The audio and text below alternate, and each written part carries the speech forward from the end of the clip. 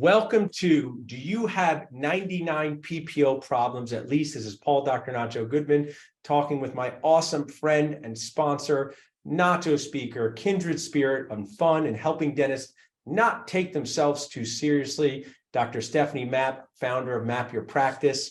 Dr. Stephanie, you've been on so many times, but just orient our audience a little bit to your journey, how you got to this place, why you founded Mapp Your Practice, how come you won't move out of Florida, why we're twinning, all of those things. Yeah, we are twinning. So I am a dentist with almost, I hate to say it, almost 30 years experience. Clinical practice. I did pretty much every type of dentistry there is. I've done 2 DSOs. I've done public health. I've done tons of private practice associate jobs. I've had 8 associate positions. I've also owned 2 practices, and I've hired 5 associates. So there's pretty much nothing in dentistry that I haven't tried when it comes to running a business, owning a business, buying a business, selling a business. I even closed a practice. So if you want to know everything to do right and everything to do wrong, you should definitely come to me. And I'm not exactly sure if I have more right or wrong, but I at least know the answers to both. So listen, Stephanie, there are no mistakes in life. They're just learning opportunities that make you cry inside and outside, right? Learning opportunities and you're so authentic like me and sharing with people the goods, the ups, the downs. Before we jump into Mapp Your Practice, I want to ask you a question that I think is important. Hold on one second. You're still there, Stephanie Pearl. A question important. What do you think about the current state of getting into dentistry? I think both of us think of it like parenting. There's really good parts, there's really stressful parts. If you were graduating from college and someone said, Stephanie, tell me about being a dentist, what would you say to them? I would tell them if they want to go into dentistry, that they should do it more for a lifestyle decision and not a monetary decision. Gotcha. I don't think that the profits are as high as traditionally in the past based on the comparison of what it costs to obtain your degree in dentistry now.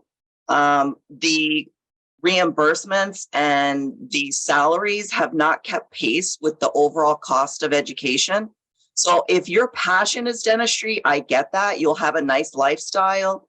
You'll have a nice, 9-to-5 job, 8-to-6 job, several days a week, how more or less, however you want to work, but you're not going to easily get rich in dentistry right now. And I also want to share this, if you are a dentist and you say, hey, I might tell my children to think about other careers, it doesn't mean you hated dentistry. It doesn't mean it's terrible. Just when I was in dental school, Stephanie, I had so many sons and daughters of medical doctors. And I would literally say to them while we were waxing up the incisor, craziest thing to do first, by the way, why'd your parent tell you to be a dentist, not a doctor? And they said they don't like the direction that medicine is going. And that always stuck with me because I think dentistry is experiencing similar things. And it doesn't mean that it's terrible. It doesn't mean that it's perfect. And I think what you said is great. Go into it for the lifestyle and passion. If you go into it just out of a monetary rewards, like many things, you could be disappointed. So I really think that's a great way to put it. And you kind of touched on, Stephanie, why did you start Mapp Your Practice? Nacho resource and sponsor. What does Mapp Your Practice do and why'd you start it? So as I said, I've done a lot of things right and a lot of things wrong. I actually did something that I would not recommend, which is I took a fee-for-service practice.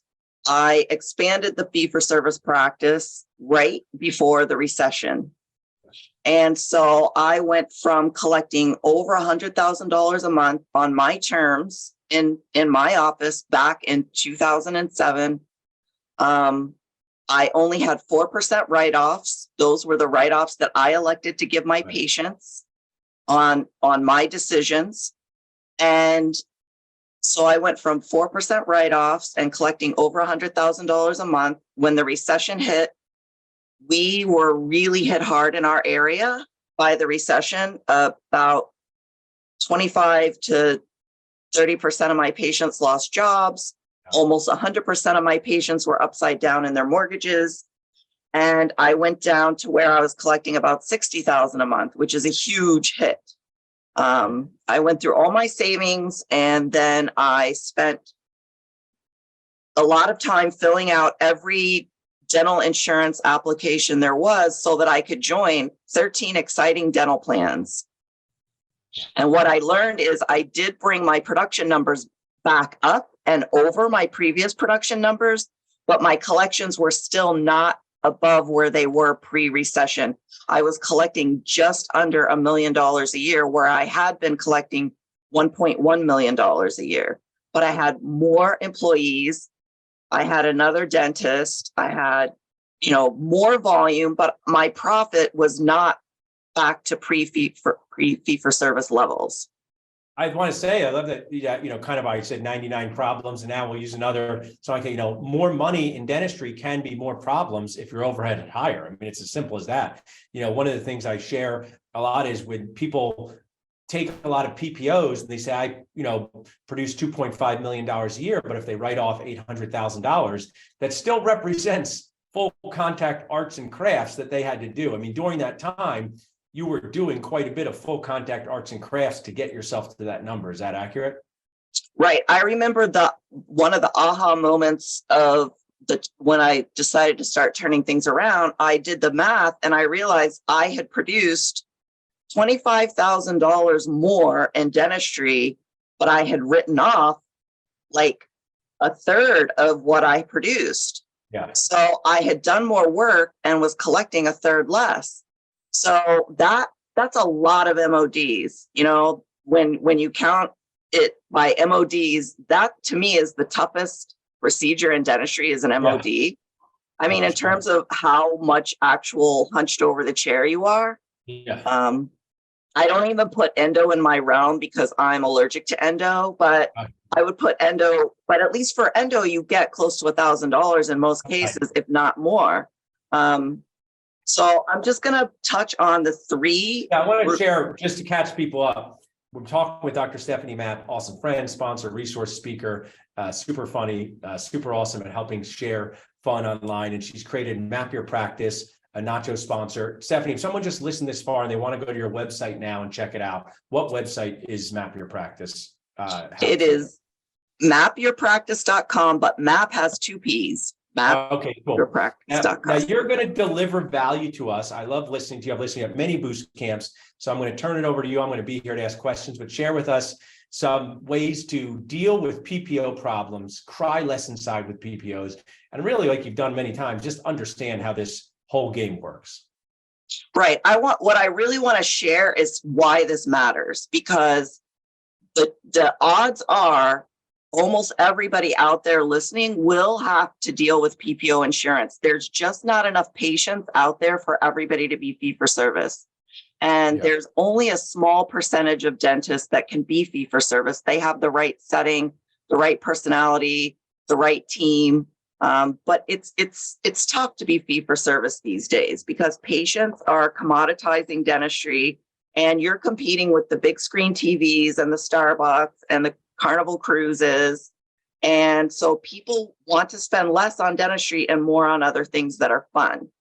Totally. So I actually target three groups of dentists, and I have my little cheat sheet here. I love it. Yeah, you're not just, now you might have to hold up in front of you because it's getting a little blurry. So if you have some blurred so background, anyways, I'll just go over it. Number one, a new owner for a PPO practice who is not yet credentialed. So let's say a new dentist that's buying a practice, a PPO practice, and they know nothing about how PPO works. That is the first group of people that I commonly help. The second group of people is the existing PPO practices that are booked out for months in hygiene, and they have nowhere to put new patients or emergency patients, and they're just afraid to drop any insurance plans. I'm live tweeting this, Stephanie, on not just Facebook Live, just so you know, I'm live tweeting while you're doing it. So you keep going. And then my third group of people that I help are the people that just have one or two plans left and they want to go fee for service, but they're afraid to give up that last one or two plans, because what they have cultivated in their practice is they have basically, by dropping everything but these last one or two plans, they end up with a pretty large percentage of those one or two plans. Right. I love that. So just to review, new PPO owners booked out for months and just one or two plans left. Right. So my smallest office that I've worked with has 3 operatories.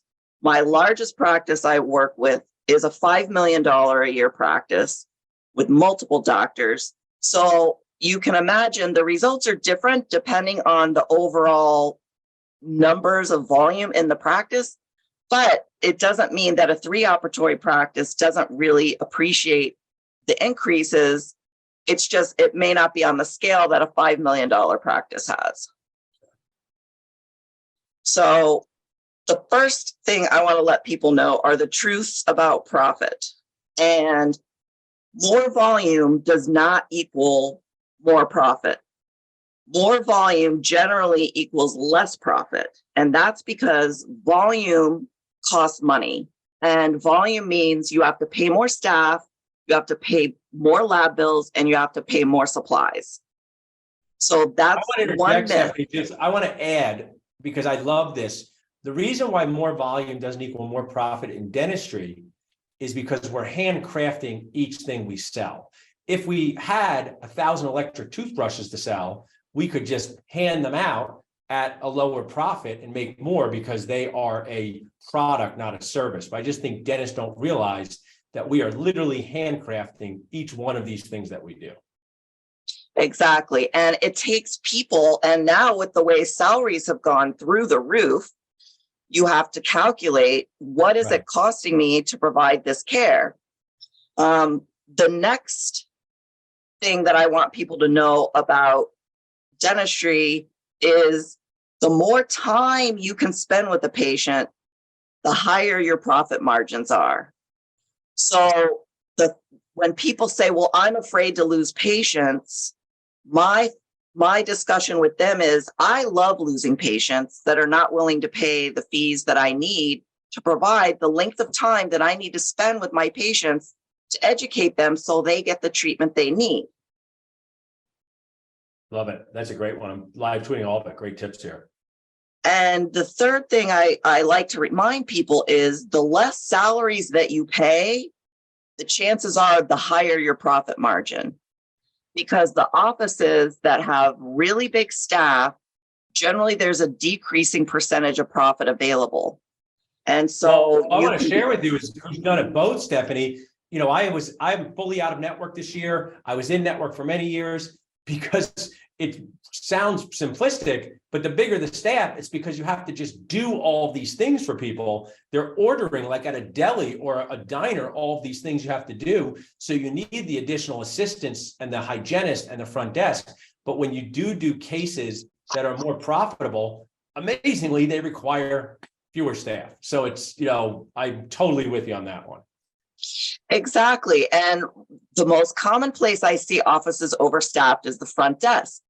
And that's because they're spending so much time and energy chasing down insurance predeterminations, insurance breakdowns, insurance claims. The more plans you take, the more time you have to spend doing this dog and pony show to get the revenues that you are trying to collect.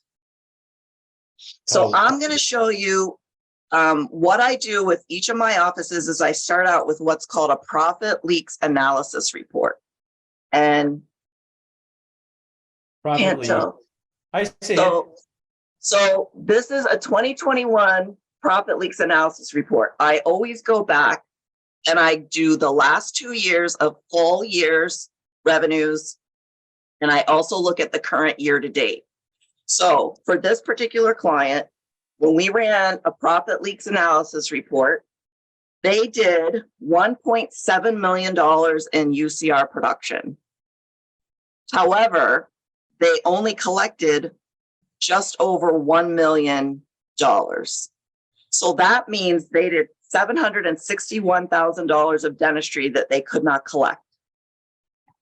Just in case somebody just is a D4 listening, Stephanie, because I think it's so important that I love the movie Philadelphia. Explain it to me like I'm a 4-year-old, right? Just break down that, like maybe a D4 is like, I don't understand. They produce 1.7 million and they only collect $1 million, right? They only can collect $1 million. What Right. happened to that other 700,000? These seem like fundamental questions, Aisha. I'm asking for the benefit of people watching now, watching later. Where did that $700,000 go?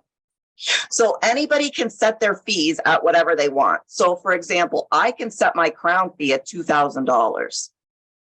But if I sign up for an insurance plan, the insurance companies, from the numbers I personally have seen from actual real insurance plans, their reimbursement might be anywhere between $500 to $900 on average. Most average crown numbers that I see are in the $700 to $800 range overall over the whole country. I see a handful above 1,000. I see a handful below 600, but they're not getting that $2,000 from anybody. That's an imaginary number. So the difference between the number that you think you should be getting and the number the insurance is allowing you to collect from the patient, that just vanishes. It's imaginary money. And Stephanie, you broke down a simplistic way. Let's just, sometimes we have to JBR, just be real.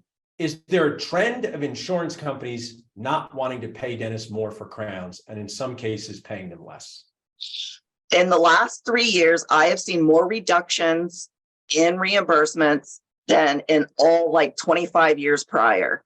So when I started out in dentistry, most insurance companies paid almost my UCR or within a few dollars of it. Nowadays, I am seeing decreasing reimbursements, some companies paying less than half of what the dentist is charging.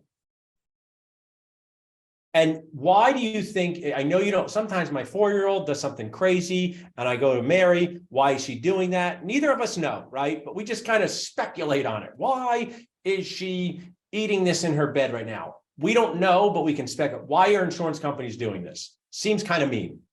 It's because insurance companies, I call them legalized gambling operations. And what they're doing is they're just basically trying to profit. And the insurance companies don't care about the patients getting the best care. The insurance companies are seeking the highest profits. And it's plain and simple. But I have this, Stephanie, I always say this. If I said to everybody at Dental Nachos, Dentist Job Connect, and Pennington Dental Associates, and Ewing Dental Associates, hey, everybody, let's meet for our end of the year review. I'm going to pay you 17% less next year. Many would quit on the spot, right? Many would quit on the spot. When these letters are getting sent to dentists, and I know they're not quitting these plans on the spot. And I understand the challenge because I didn't quit on the spot when I did get one of these letters. I got a letter in 2017 from Spoiled Guac PPO saying, hey, Paul, we're going to pay you 17% less. In that moment, Stephanie, that was $100,000 for me and my brother.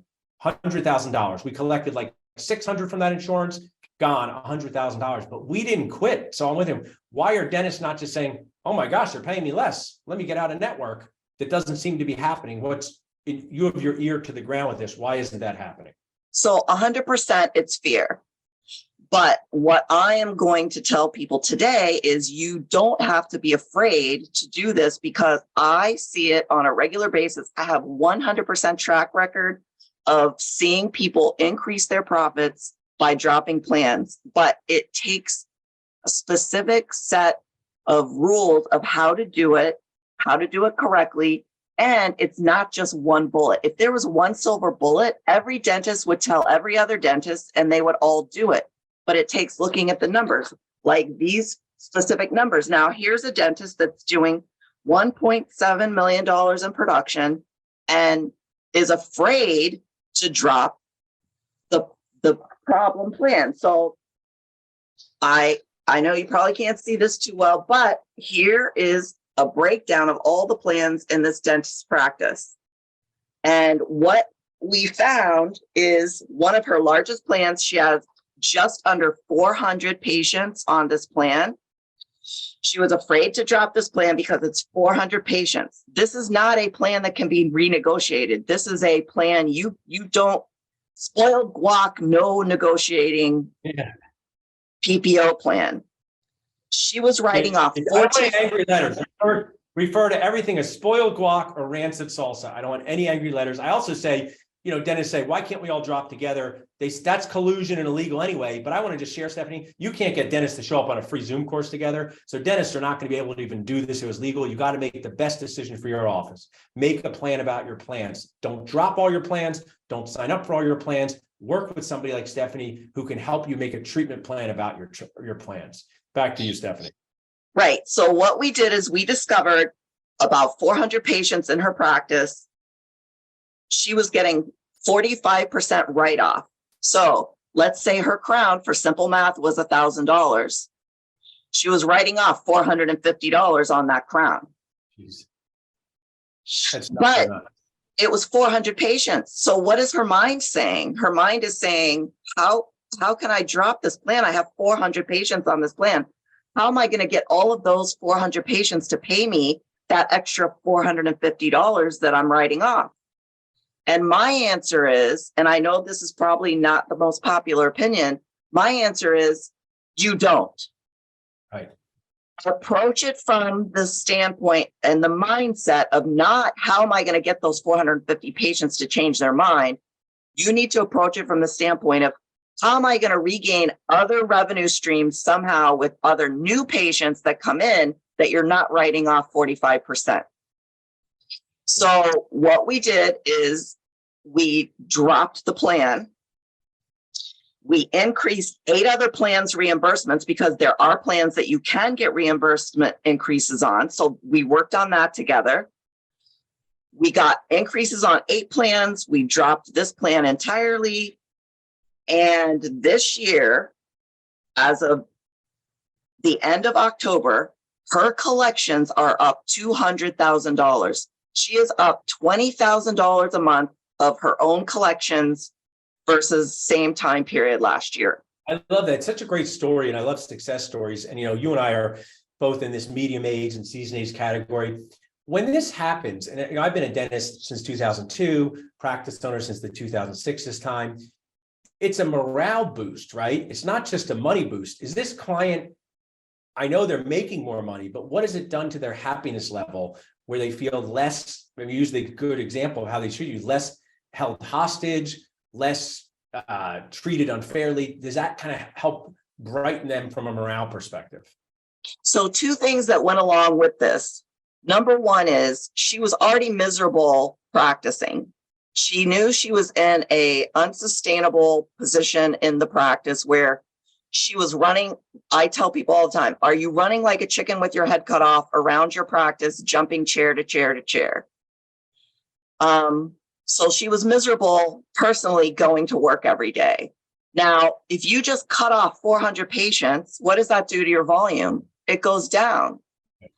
But what happened in the place of that is, and she's not now trying to see 2 patients for the same revenue as 1 other patient. So it's a numbers game. It's solving a math equation where we say, why would you work? You're not making any money. You're handing that patient money when you're writing off 45%.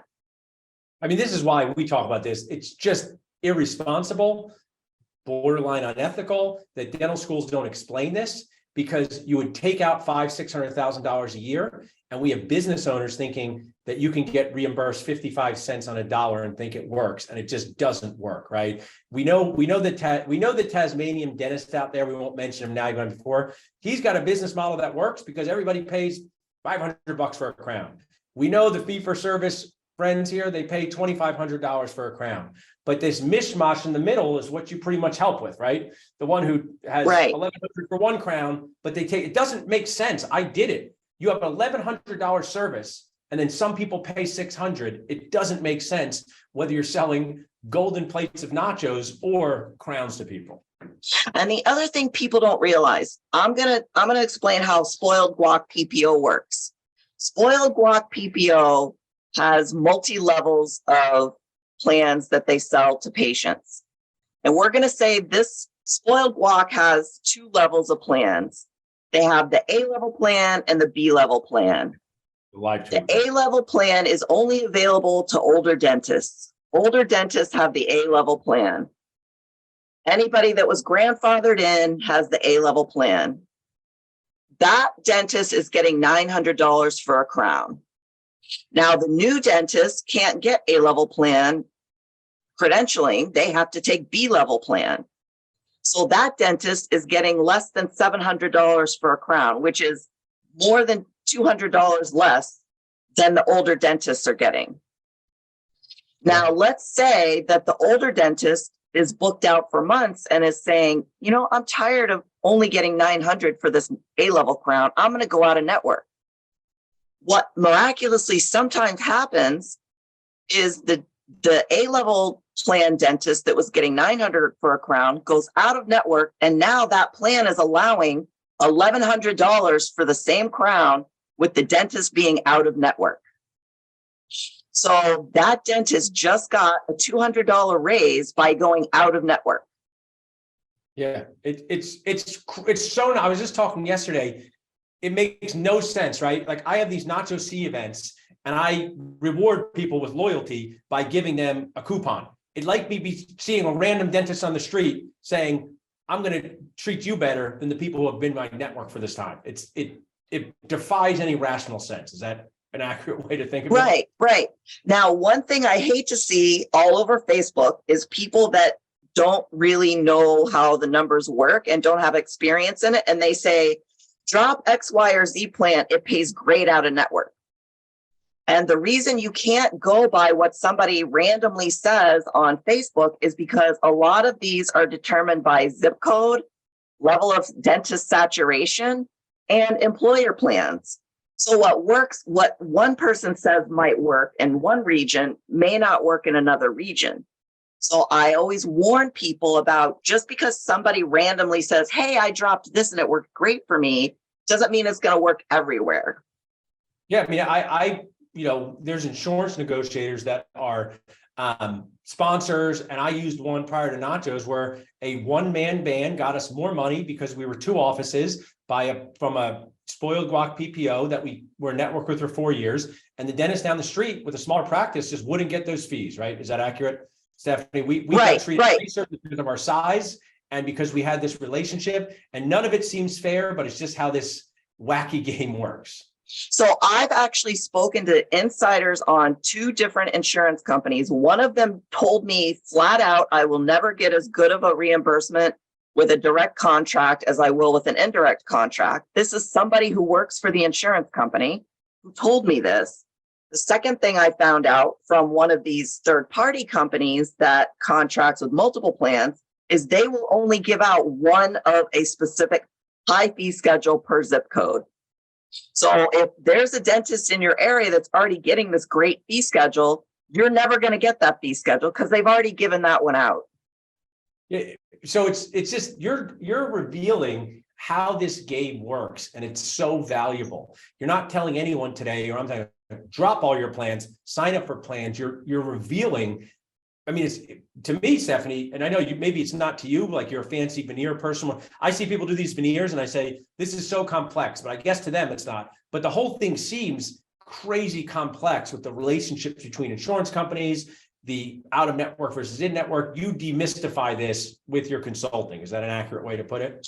Right. And there are little tricks to get around some of these insurance problems. And I could spend an entire day explaining insurance and still not cover everything that needs to be done in order to maximize what you can collect. I mean, I'm all for being an advocate for my patients and helping them get the most out of their insurance plan. But at the same time, there are ways around some of these little rules that insurance companies make. Some insurance companies are just more strict than others. Right. And knowing the rules is key. Tell us a little bit, what does it look like to work with you? Someone's like watching this saying, I'm a new practice owner. I'm totally overwhelmed. I'm someone who's booked out for 9 weeks for hygiene and I'm making less money. Or I have 1 or 2 plans left. They go to mappyourpractice.com, not their sponsor. They sign up for what? You do a complimentary check-in call, Zoom. Tell us, break down the working with you part. That's right. I do a complimentary call where we discuss basically what's going on in their practice, what their dream practice would look like. I look at the end goal. Most of my clients, we're also trying to cut back the number of days they work. So we factor that in because my goal is for people not only to collect more and keep more money, but have more time with their families. So Nice. I tell people all the time, if you want to work 6 days a week and stress yourself out, that's fine. But my goal with a lot of my clients is if you could honestly take less time in your office and make the same amount of money, would that make you happy? A lot of people are happy making the same amount with less time at work. However, the bonus is generally they profit more. It doesn't even have to be the end goal. But my smallest practice ever, her first month out of one of the worst networks, her very first month out, she was a small 3-up practice. She collected $6,000 and took off a half a day a week. So she had 4 half days extra of free time and collected $6,000 in her bank account. And that was just my smallest practice the very first month. And you're changing lives. Sorry, go ahead. Yeah. And so the first full year after implementing our changes, she was the most profitable she had ever been with less days in the office. If dentists are thinking, how much should I save for this? How much should I earmark? You don't have to say exact cost, but what's the investment look like to get started to work with you? What should dentists be thinking? Hey, I want to work with Mapp your practice. What kind of range should I be thinking about saving to do that? Well, right now the range is between 7,500 and 16,000, depending on the office. Which is so amazing because people spend $7,500 to $16,000 taking an onlay course that they never do onlays about, right? People spend $7,500 to $16,000 upgrading some piece of equipment that works fine. This is where you can really make magic inside of the money and morale part of such a reasonable investment to get this done. How long does the program take with you? Is it a 6-month program, 3-month program? Usually 6 months to a year, but I don't abandon anybody. I have clients from several years ago that when they run into a little hiccup, they are free to call me, text me. I mean, they're my friends forever. Yeah. So and I'll tell you, I got a panicked email this week from a former client. We successfully dropped almost every PPO plan in her practice over time.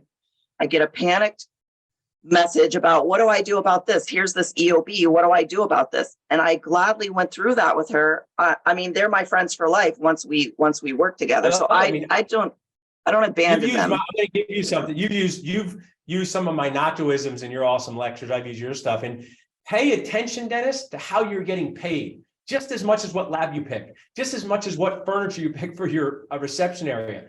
Pay attention to how you're getting paid.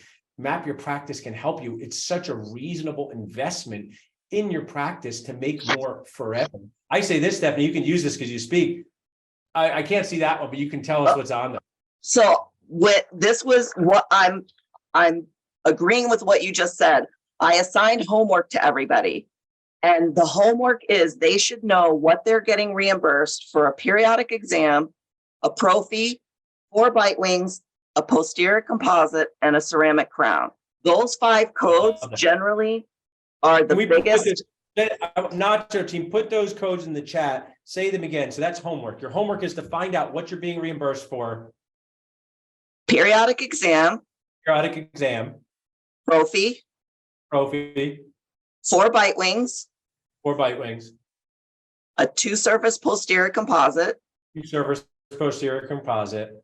And a ceramic crown. A ceramic crown. D2740. I know that one. Yep. So all 5 of those codes are generally in the top 10 of every general dentist's collections. Yeah. That's one other thing dentists do to make excuses. And I've done it myself. I go, this plan stinks, but they pay well for implant crowns. But if I only do 30 implant crowns and I do 2,000 periodic work exams, it doesn't work out well, right? So I think where you kind of put together, these are the 5 that you should pay attention to. Well, and I look at each office's codes. So a plan, a reimbursement offer from one insurance company might work great for this dentist, but it might not work great for that dentist. So I actually look at all their codes when I'm determining what we need to do with a plan and what direction. Awesome. I mean, you've delivered amazing value here. Is there more on your sheet here? Because we have time to go over more, but you've given us so much, Stephanie, to dig into, like a plate of nachos that we're going to take from spoiled guac PPO to awesome PPO or awesome relationship with PPOs. And I want to share, as you're thinking, Stephanie, I have an awesome relationship with PPOs at a network. I just talked to my insurance biller yesterday, right? He told me we bill more to insurance out of network now than we did when we were in network. So just because you're out of network doesn't mean that you don't have to figure out how this game works, because your patients are literally asking you every single day about dental insurance, no matter what your relationship is with dental insurance. Right. And the team needs to be aware that out of network doesn't mean an easier job if you don't know how to make out of network work. You have to have a plan. And so that's part of when we take a dentist out of network, we need to know, okay, is this network going to be horrible out of network? You may lose every one of those patients, but that's okay, because that some of those patients will find a way to come back. And I call those the boomerang patients. So the boomerangs will start showing back up because they're going to see the other options out there. They don't feel as comfortable and they will come back. So I always remind dentists, be very kind, be very sympathetic when a patient decides to leave your practice, and make sure you tell them, I totally understand, but you are 100% welcome back here if you ever change your mind. Love that message. I mean, you've done an amazing job here, Stephanie. I want to share one more time. People can go to mappyourpractice.com, awesome nacho sponsor. You can reach out to us at dentalnachos.com. You can text MAPP, M-A-P-P to 215-543-6454. Will get you connected with Stephanie. Before we wrap up, Stephanie, I want to just ask you, you've been such an amazing part of our boost camps. If somebody's watching saying, I don't know if it's worth it to come to Philadelphia and be part of these boost camps. I don't know if it's worth it taking off from work. I don't know if it's worth it to spend the money. You know, you've said so many times you wish you had this when you were younger. Tell our audience a little bit about that. You're an awesome boost camp speaker. It's a magical thing that I love doing. You've done, I think, 3 or 4 of them. Tell us about your experience doing that. So the things I love about boost camp is, number one, there's something for everybody. Now, everybody might not like everything on the menu at boost camp, but they're going to find something on the menu that they love. So no matter what happens, you will learn something that you can take back and will make your dentisting life better. It's a good pace. It's not one of these like snooze fest 3-hour lectures that I used to like check my Facebook 8 times in between. Yeah. You know, I'm as a dentist who's pretty much taken a gazillion CE courses, I can tell you that there are things I still am learning in these boost camps. Yeah, I mean, and that's what I wanted to do. You know what I thought of, Steph, you put the nail on the head, is you learn from Mark Costas. Mark Costas learns from Louis Chen. Louis Chen learns from Maggie Augustine, and speakers can learn from each other. Because what kind of drove me crazy as a speaker sometimes say, you know, Paul, come speak for 8 hours. I say, I'd rather speak for 4 hours and hear another speaker speak for 4 hours. I'd rather speak for 1 hour and learn myself. Because when you're in that, what I think is like a fun gym where you can have snacks during the gym. We should do that more. Gyms should do that, Stephanie. They should say, come back to the gym and we'll also have some snacks on the side. So I love it. You're going to be here this year doing it. We always kind of have a creative take on it. To me, it's what C should be about, you know, definitely learning, definitely getting better, but also definitely fun along the way. And will you reserve at Elvez again this year when you come stop by there? You know what? Elvez is my favorite Philadelphia restaurant. I don't care what anybody says. It's my favorite. We're going to cut that out. I want an Elvez sponsorship. I send them like 1,000 new customers a year. They should be like, you know, my you should just have an open tab there for your family. Yeah. You should be like, that. Yeah, I'll take that. Open tab Nachos. Well, Stephanie, hang around for a minute, but Nachos Facebook group, we're going to jump off here. If you'd like to learn more about Stephanie and what she does as awesome resource and sponsor, check out mappyourpractice.com. Thanks so much, Stephanie.